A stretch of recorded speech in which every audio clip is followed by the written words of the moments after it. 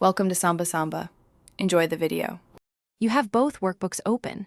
Start by locating the exact cell or range you want to link in the source file. Once done, switch to the destination workbook and select the target cell where the linked value will appear. Make sure both files are saved at least once so Excel uses the correct file names. This first step sets the reference path. Getting names and cells right now prevents broken links later and speeds up the actual linking command. Begin by typing an equal sign in the destination cell, then switch to the source workbook and click the exact cell or range to reference.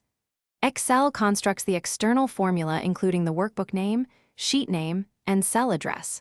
Press Enter to finalize the link. If you reference a table, Excel will create a structured reference which updates with table changes. Make sure to use $ before column/row if you need the reference to stay fixed when copying formulas. After inserting links, save both workbooks and then close and reopen them to confirm the connection persists across sessions. To manage links later, go to Edit Links on the Data tab to update, change source, or break a link.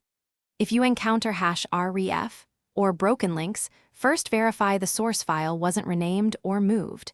Then reopen the source and relink if needed. One key tip: keep files in stable folders or